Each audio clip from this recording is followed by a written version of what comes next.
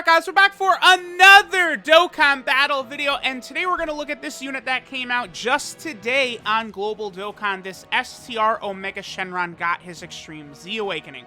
Now, unfortunately for our boy STR Omega Shenron, he's one of the... There's a couple of units like this who are ill-equipped to be as good as they can be right now, right? So we have STR Omega Shenron, he of course is one.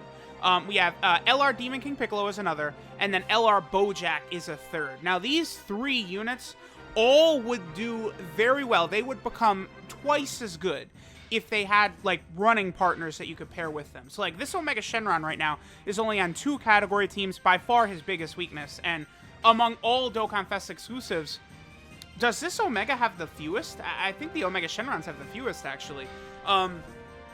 So he's only got Shadow Dragon Saga and Full Power. Shadow Dragon Saga, you can't really run him on unless you're going to run the free-to-play Spirit Bomb Goku, but then you're massively nerfing the leader skill for the team. So you can't run him on Shadow Dragon Saga because the leader is physical Omega Shenron. That leaves him only on Full Power. Now, to compensate, they did give him a ridiculous passive where he gives Full Power, 2 Ki, and 40% attack. He himself has 80% attack and defense, and he lowers all enemies' attack by 40%. So he is just a devastating beast. Now, he's going to become godly. If we get a transforming Sin Shenron or some other Shadow Dragon Saga leader, this guy's going to become crazy, because a transforming Sin Shenron into Omega Shenron would be on Full Power. You run these two together and it's death, because they would have Brutal Beatdown, Fear and Faith, Big Bad Bosses, Shocking Speed, GT, Shadow Dragons, Fierce Battle. They would have like the same link set. Like the Shadow Dragons links, like at least Sin and Omega, don't vary too much.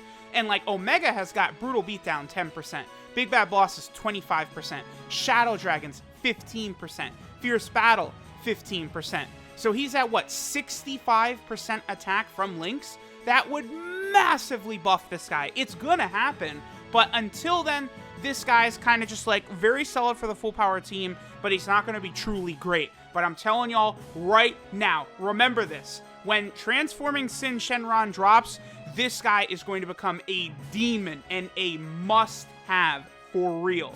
Okay, so we're running him on the Full Power / Movie Boss team. I mean, that is a good thing. Dragon Ball Super Broly, I mean, I feel as though he is not really as defensive as I'd like, but it's okay because he's in the running. He probably has one of the top 10 best leader skills in the game. He's got to be in there because this team is just so crazy, right? Movie Boss / Full Power. And of course, he's really good for a world tournament, so he does have a lot of versatility, a lot of value like that, right? So we're running this team. Now we've got LR, Broly, Chile, and Lemo. So we're going to go ahead and do this, and then that's a 39% attack buff for our boy Omega Shenron, right? Giving... no, wait, no! Oh, no! Wait! Oh! 1.98. That wasn't the 39% attack buff, because you have to have 2 of the same type orbs. Oh, no! Oh, man. That's okay. That's okay. We could get a much better attack stat than that, because I also didn't have... I should have had Omega linked up with Broly, Chile, and Lemo for Fierce Battle anyway, so that's all good. We're probably going to get... actually, no, I'm not going to get that exact rotation again, because we're going to do Turles. Yeah. We're going to do Turles, Omega, and then Broly, Chile, and Lemo, and then that will give us Omega with a ridiculous attack stat, right? But the point is, this Omega is going to be a godly unit for the Full Power category no matter what. And if you take a look at the Full Power category, Omega giving 40% attack and 2 Ki is a really big deal. When you have LR AGL Gohan, Kale and Caulifla, Goku and Frieza, Gohan and Goten, King Piccolo, LR Tech Broly, LR Int Cell, LR Bojack, LR Full Power Frieza, and then LR Int Super Saiyan 2 Gohan. Those are all units that are on this damn team. It is nuts how crazy the Full Power team is. Really, really ridiculously powerful units on there. Okay, as of right now, Goku can still have his attack lowered. We're at 110k defense, and we're lowering Goku's attack by 40%. Now, once we get to the God Goku portion of this fight, obviously that will no longer work, right? That's going to be slowed down. But right here, even if Goku... 2.87, damn! And that's without Big Bad Bosses. So, like, you see, he's very, very powerful. And he's giving a 40% attack buff to Full Power, which, again, includes some of the most powerful units in the game, just damaging-wise, in LR Tech Broly and LR Goku and Frieza. I believe... Aren't they actually 1 and 2 for APT? I believe so. I believe Goku and Frieza is 1 and Broly's 2. I might be forgetting someone, because Super Saiyan 4 Goku is in there as well. Who is the 4th unit in there? I can't remember, actually. I don't remember who it is. Oh, no. Oh, no. But, like, again, you have some of the most damaging units in the game on this team. So having a support type unit for that category is a really big deal. Like, I love what they did with this Omega Shenron. But, again, we're just sort of waiting. And it's like the same thing with Demon King Piccolo and LR Bojack. I think I did a video up for Demon King Piccolo in the Legendary Goku event. I think that'll probably go up after this. But Demon King Piccolo is hurt by the fact that he doesn't have another King Piccolo to really run alongside. When we get that Dokkan Fest exclusive King Piccolo, that Demon King Piccolo LR is going to be way better than people give him credit for. That is for damn sure. Absolutely, right?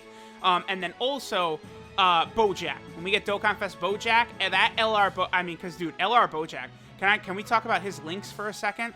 Right? He has Galactic Warriors 20%, Big Bad Bosses 25%, Thirst for Conquest 15%, and then Legendary Power. So Bojack just has so much from links. Then he has Heraclan, Revival, and Shattering the Limit. So he's got a bunch of key links as well as big attack links. LR Bojack is going to get completely revitalized when Dokkan Fest Bojack comes out. So just sort of keep these things in mind, right? These powerful units are on the horizon. Like a Dokkan Fest, Demon King Piccolo, a Dokkan Fest Sin Shenron, Dokkan Fest Bojack. Those are all realistic. Literally any of those, I think, could be in Golden Week. Probably except for King Piccolo. I don't know. But, like, they really could do, like, I don't know, a transforming Super Saiyan 4 Gogeta or something like that. Or, like, a Goku and Vegeta combo card for Golden Week as one unit and then transforming Sin Shenron as the other unit. That's very possible. Or potentially, Bojack and Super Saiyan 2 Gohan, I think, is definitely a Golden Week possibility for sure. I mean, that does scream to me a very lucrative dual Dokkan Fest. Anytime you bring out Super Saiyan 2 Gohan, like Kid Super Saiyan 2 Gohan, he's a moneymaker. He will make money. So they can easily toss a Bojack dual Dokkan Fest next to him, and it's like, oh, hey, look at all the sales Bojack got, right? It's going to work out like that. So we're probably going to see some of those happen soon. I really do badly want them to get back into GT, by the way, because GT is just so underrepresented. There's so much they can do with the Shadow Dragon Saga, Super 17 Saga, and the Baby / Black Star Dragon Ball Saga. Like, all three of those I badly want buffed. Like, if you would ask me what are my, like, most desired categories right now, it probably would be, like, Saiyan Saga, Baby Saga, and, like, Super 17 Saga. Those are the categories. Because those are the most fun teams to me, is the Saga categories. Because those are the ones where you're going to have the biggest pool of characters outside of something like Pure Saiyan or something like that, right? So, definitely those. Okay. The good news here, the really good news, well, yeah, we're fine. Yep, we're fine. This is like Omega's best turn, isn't it? I think this is the best you could do with Omega Shenron. So I'm going to do this right here. We're going to have Big Bad Bosses active. Oh, damn it. Wait a minute. Let me reset because I need those 2 STR orbs. Dude, are you kidding me? Let me check. Can I get the 2 AGL orbs? Wow. Okay. I just need Broly, Chile, and Lemmo to be able to get 2 red or 2 AGL. Are you kidding me? Come on. All right, I think doing it like... No, because this is bad. Because Broly, Chile, and Lemmo, they've got to be in the final spot there. If I do this, that will cause... Okay. I probably shouldn't have been so confused by that, but whatever. We're just going to not talk about it, okay? How about that? Okay. Do we have Big Bad Bosses active? Yes, we do. And we're not going to heal up to deactivate it. Perfect.